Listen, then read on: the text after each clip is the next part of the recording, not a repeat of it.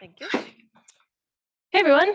Thanks for being here today. Our panel is here to talk about scaling restoration from watersheds all the way down to wetlands.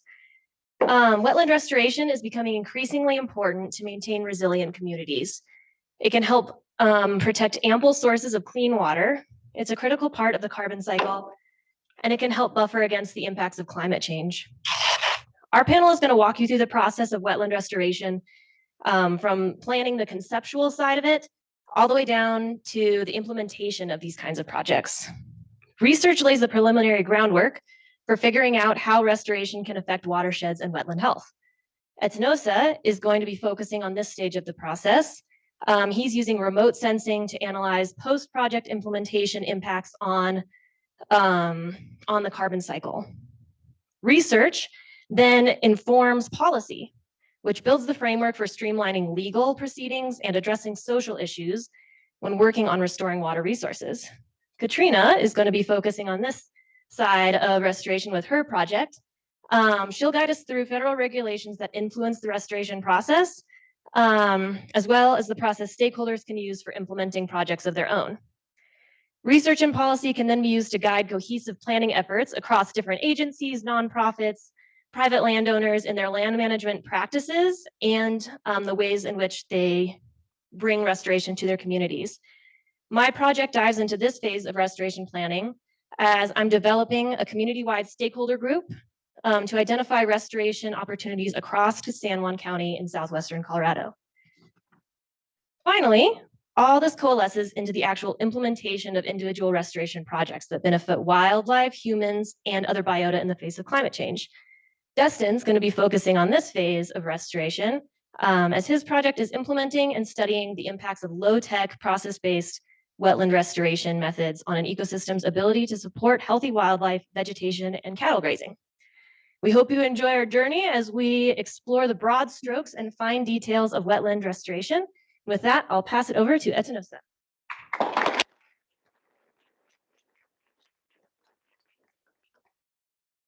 All right, so we understand how the impact of climate change has affected both the social, human, political, and environmental sector. And if you go to Africa, you see the impact through the rise in flooding. If you go to Malaysia, you see the loss of biodiversity. Canada had the wildfire few weeks back, and in Gunnison also here we saw how the impact of the wildfire was also affecting the environment. Now, conservationists have done their part to see how they can develop what we call nature-based climate solution, which are mainly activities that help restore degraded land area and help capture those greenhouse gases within. And some of these solutions involve wetland restoration, climate smart agriculture, and agroforestry. But I'll be looking at wetland restoration. Based on the United States Global Change Research, the wetland account for over 30.5 billion store about 30.5 billion carbon within their soil. And so this is what informed my research on working on the geospatial modeling of soil organic carbon in wet meadows and sagebrush restore sites in partnership with the Nature Conservancy, the BLM, Western and also Southwestern University, Texas. So why is this research really important? Currently now, there is no study on estimating organic carbon in a restored wetland. And so this has limited in our ability for us to monitor what are the post-restoration effects of this restoration techniques on our wetland. And also we know the major method of which we analyze organic carbon has mostly been through the feed data, which involves collecting your sample, lab processing and others. But however, we know that this method are limited. Firstly, they cost a lot of time, they are costly, really expensive. They take a lot of time and also they have special limitations. So we propose a theory now, is there a relationship between satellite data and remote sensing? Can we use that to estimate SOC, which is organic carbon in a restored wetland? And also we did our research in the Sapinero Mesa site, and it actually it was a site that was restored in the year 2017, and actually is both wet meadows and sagebrush site. If you see this area here is the White Mango restaurant. The other part are the sage brush. Now, also, what are we looking at? So we are trying to understand what are the impact of long-term wetland restoration on soil organic carbon.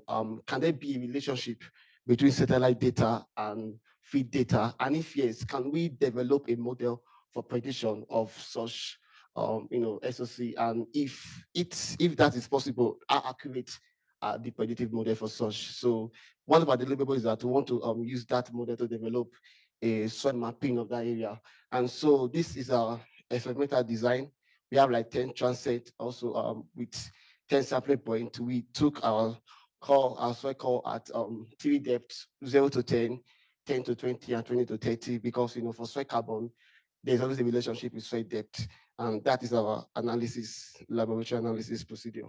And now what are we looking at? So we studied various research and we saw that a lot of these indices, which is NDVI, GNDVI, BI, EVI, and others have been used to quantify soil organic carbon, but not in a restored wetland, but in other landscape. And so we intend to see which of these is the best indices that could help us predict soil organic carbon in this research site.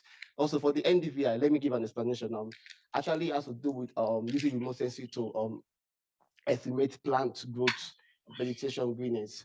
And so why the BI, that brightness index, also has to do with the reflection of the soil in that sunlight reflection.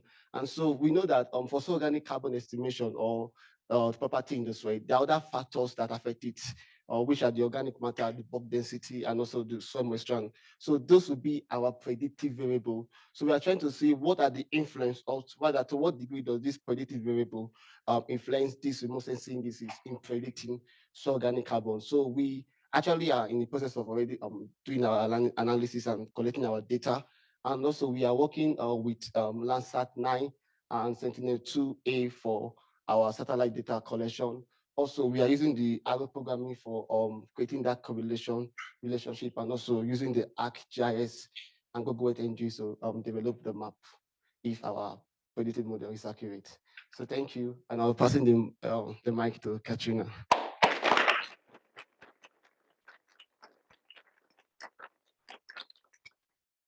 All right, hello, my name is Katrina Stanek, and my project is titled An Organization of Policy to Inform Wetland Mitigation Banking Best Practices in Nebraska. I will be working with my community sponsor, the U.S. Army Corps of Engineers, the Omaha District to be specific, and I'm working out of the Nebraska Regulatory Office. So just to kind of zoom out, what is regulatory? If you're anything like me, when I first started working for the Corps, I was like, what are a bunch of engineers doing in terms of like wetland restoration? And that is because the U.S. Army Corps of Engineers actually has regulatory authority delegated down to it by the EPA. And in Nebraska, this manifests itself as Section 404 of the Clean Water Act and Sections 9 and 10 of the Rivers and Harbors Act. So basically what regulatory regulates is the placement of fill or any sort of like dredged material in wetlands or waters of the United States. And for those of you who are wondering what fill is just any sort of organic material or concrete placed in an aquatic resource. So because the Corps of Engineers is a regulatory body, we do count impacts and provide permits for people who are wanting to place fill in aquatic resources. And oftentimes with permitting comes compensatory mitigation or an obligation to mitigate for a loss of aquatic resources.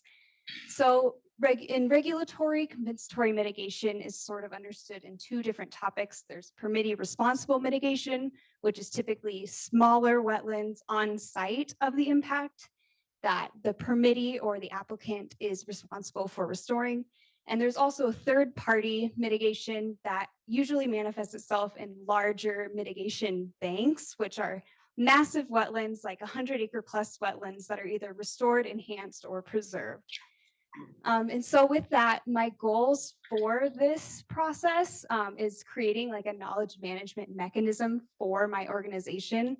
As you can imagine, a federal agency has a lot of information coming in and out on a day-to-day basis. And so my hope is to make the mitigation process a little more streamlined for those working in my office.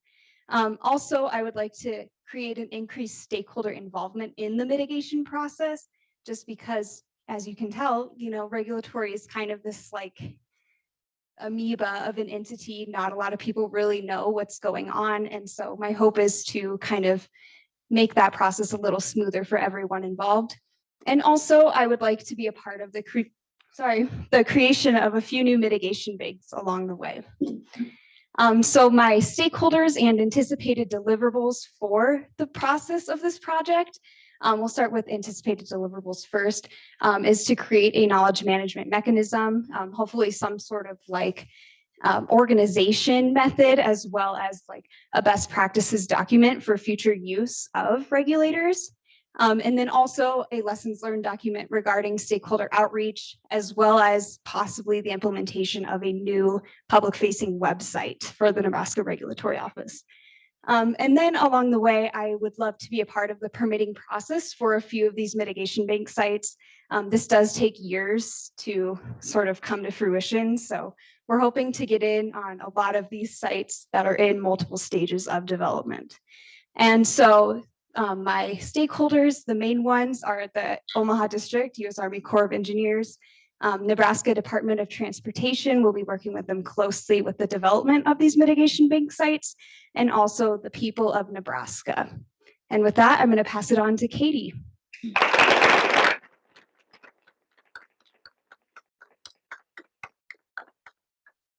Nope, this way. All right, so my project is watershed-wide restoration planning in San Juan County, Colorado. I'm working with the Mountain Studies Institute, which is a nonprofit based out of Silverton, Colorado, a really small little mountain town that mostly focuses on research, but does some restoration work as well. A lot of restoration work has been done in San Juan County, but most of it focuses on mine reclamation. So in this top left picture here, you can see some of the impacts that legacy mining has on waterways. There are really big pollution problems with abandoned mines. And so there's been a lot of attention on those issues. However, there are plenty of other sources of watershed degradation in San Juan County currently. They have cattle grazing, which can cause a lot of things like, trampling around springs and other water resources. It can cause really bad erosion on stream banks and things like that. Additionally, there's been a huge influx of outdoor recreation in the area with OHVs and mountain biking. And so those things also can really impact water quality. So the City of Silverton, San Juan County, and Mountain Studies Institute have developed an interest in sort of expanding the amount of resources that have been put into like restoring abandoned mines in the county into sort of this big county-wide analysis of looking for areas for potential restoration. A huge impetus for this was the recent, or I guess, federal money that is coming down the pipeline for a lot of water improvement opportunities. And so their hope is to have like a list of ranked restoration projects lined up so that they're ready to kind of hit the ground running when funding becomes available. So my project is kind of broken up into two phases. The first phase is what is called a multiple criteria analysis. So we've put together a stakeholder group of like a bunch of different land managers within San Juan County, recreation, economy people, private landowners, things of that sort, nonprofit agencies. We've held a couple stakeholder meetings where we got everybody together and had a huge discussion about what are things that we should be considering when looking at, what needs to be restored on the landscape, where we should be looking for restoration projects. And then we're taking that feedback and kind of building it into a big, like, collecting of data and putting that into GIS, which we then will like kind of compare in order to find areas for these three different priorities, which are areas for preservation, places that are in good shape that we should just leave alone, opportunities for restoration, and then also opportunities for sustainable recreation development.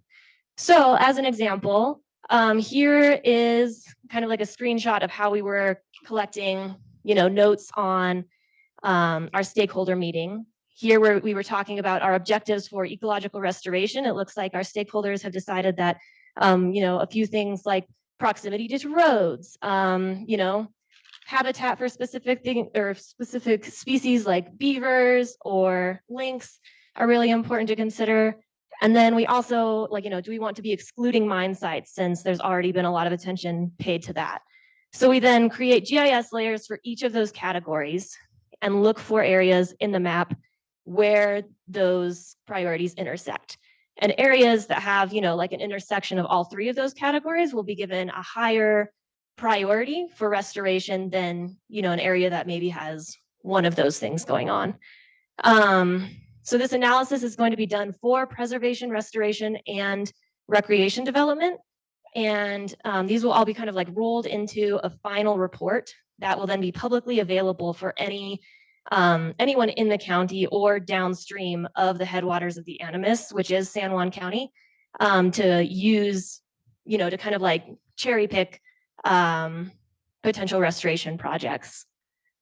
Phase 2 of my project is kind of like initiating the use of this final report for restoration planning. So my goal is to find 3 sites from this analysis that are of high priority for wetland restoration, to then go out into the field and perform site assessments where I can kind of get some ground truthing in, determine, like if our GIS is accurate, do these sites really fit, the requirements or what we're looking for in terms of restoration. And then selecting one of those sites and starting to build a project proposal for implementing low-tech process-based restoration on that landscape. And the idea is that that proposal could then be used by MSI or any other organization in the community to either reach out for grant funding or to plan their field season. Just if somebody has the means to then implement that project, they have the proposal ready to go. And so with that, I will pass it off to Dustin, who will talk about implementation.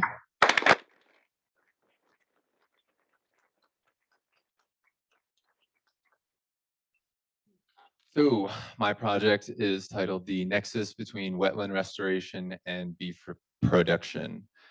My project is going to be like a sweet beat in the background. I don't know. Oh, it's my video that's not playing. So yeah, this 3-year study that I'm starting is the culmination of a lot of work that's been done by 2 previous MEM graduates, Catherine Bickley, Brendan Bloyd, and Savannah Adkins. They've done a lot of work in the realm of planning and actually coming up with the implementation and monitoring of BDAs, the low-tech wetland restoration method that we're going to be using out on our stakeholders' property, Cold Harbor, to re-wet a meadow, high alpine meadow that exists out there that is ranched and used for cattle grazing with Parker Pastures, a local cattle ranching organization. So some of the monitoring that we're going to be doing is qualitative data collection. We have 20 moisture points out there. And this year I've collected baseline data, and over the next 3 years, we'll be collecting moisture levels at those points and doing analysis to understand how wet the meadow is getting, if it's getting wet at all. We're also doing drone monitoring of the eastern pasture to understand an overhead view of vegetation, either increase, decrease, or no impact whatsoever. And then the third type of monitoring is on vegetation that exists out there. And so we have 6 line transects that are set up, and we will be identifying the different species of flowers, grasses, sedges, and rushes that exist out there to gain a better understanding of if the meadow is turning more into a wetland, or if there's been no change at all, or if it is drying out due to the impact of the BDAs.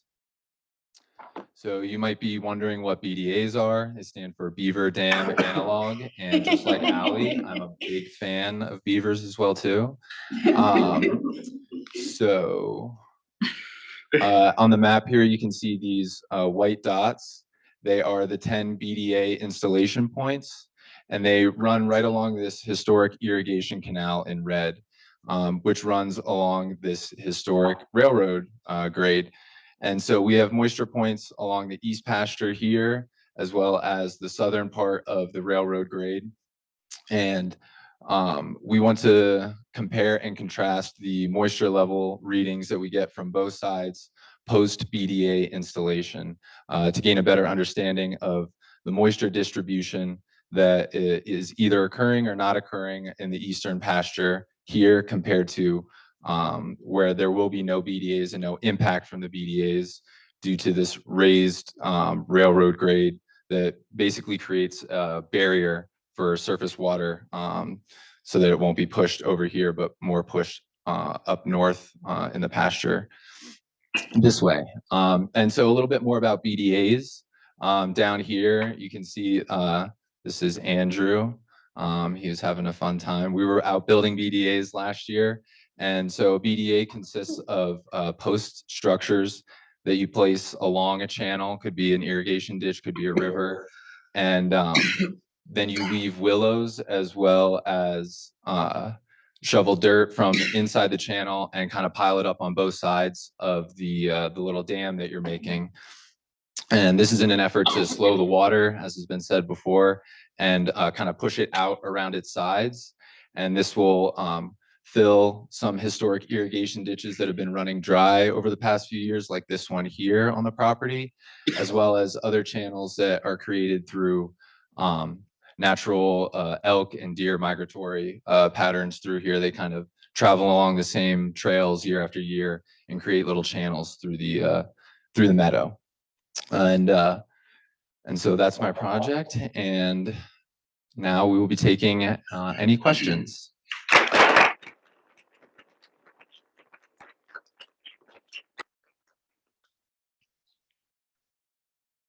Graham? This is a question for Etinosa. Can you explain to me, and we've talked privately about this, but I was wondering if you could just explain it to me again of your process of collecting data from the soil. You mentioned something along the lines of it's taking a while to go through each and every sample, and I'm just kind of curious how that process works. Oh, sorry, can you repeat the question? Yeah, absolutely. I was wondering how you're collecting the soil samplings and how you are using the analysis in the lab and then transporting that into the data software. Okay, so what we did was that we did a mapping using ArcGIS, they created shapefile for our various sampling point. Then we go over there, we use the soil organ at you saw the depth. So what to do is that we go back to the lab, do the analysis, then however, we also take satellite data for that particular date, which we did the sampling, and also because we are taking like the NDVI data, the BI and other data. So there we do put them into the arrow programming to see what's the correlation, trying to start with the linear correlation, and also then go from there. Awesome, thank you. You all did a great job.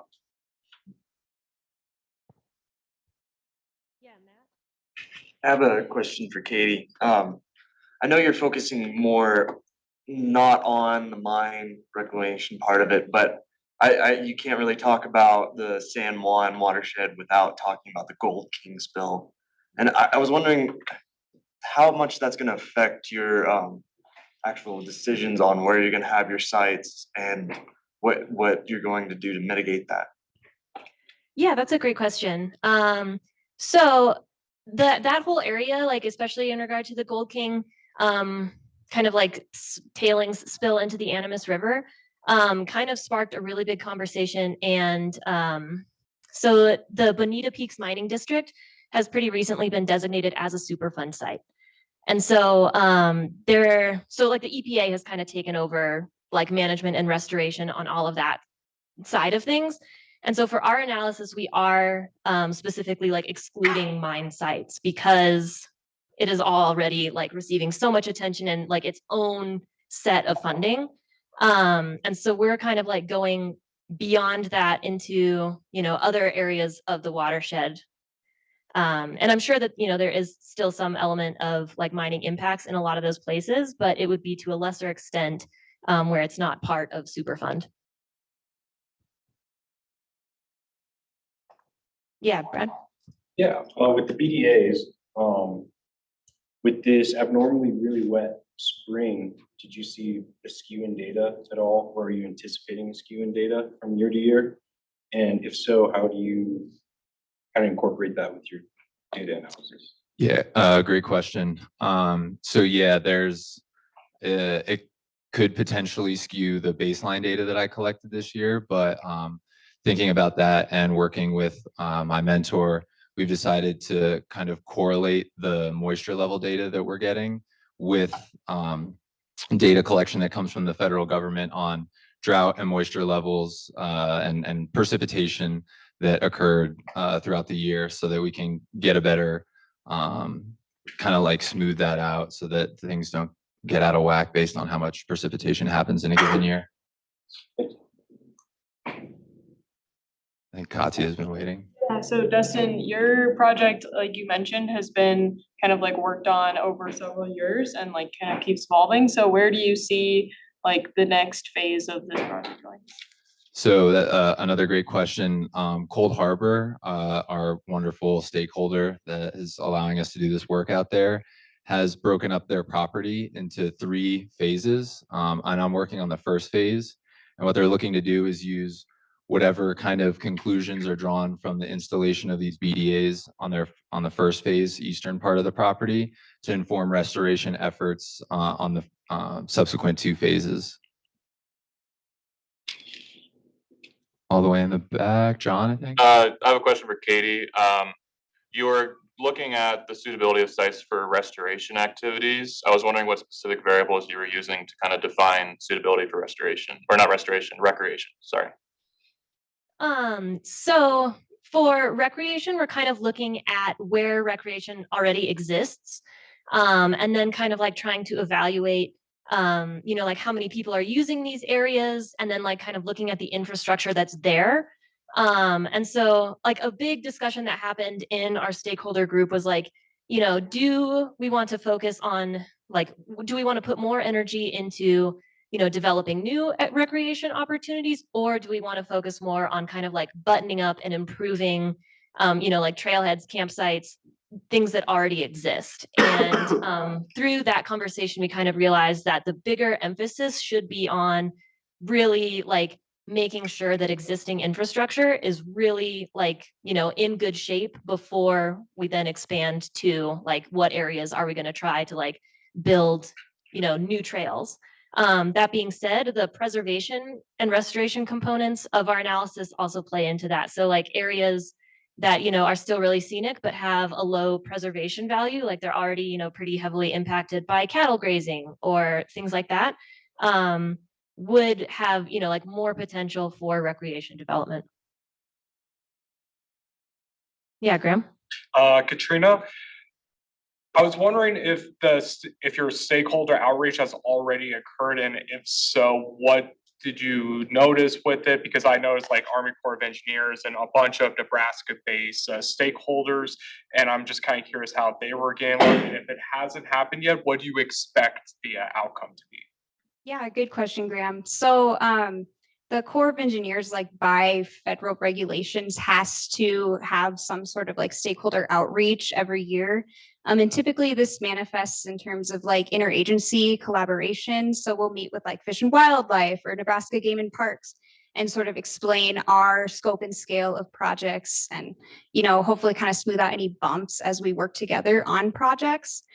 With that being said, we don't have a lot of like communication with the general public. We have like a phone number that people call with questions, but it would be really nice to sort of kind of mitigate for that and just have a website for people to go to.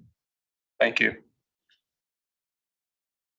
Mitch? Yeah, for Katie, it seems like there's a lot of variables that you considered in the decision-making process. Was there any like that dominated in like importance or weight, or did you kind of hold them consistent? And like, how did you go about that? Yeah, so kind of like our first, I guess, sort of step was collecting all of the data.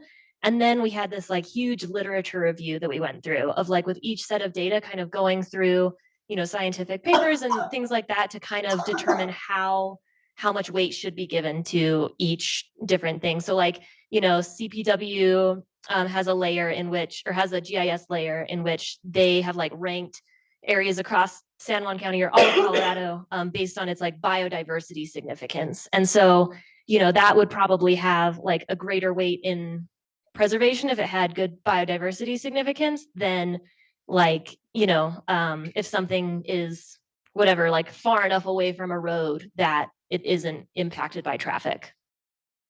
Does that answer your question? Yeah, pretty much. Okay.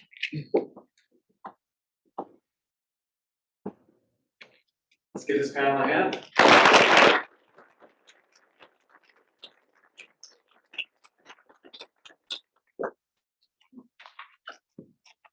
I just want to say thank you to everyone in the audience who has asked thoughtful, insightful questions. That makes the day so much richer and stimulates some good thoughts for everyone doing their project planning. So thank you.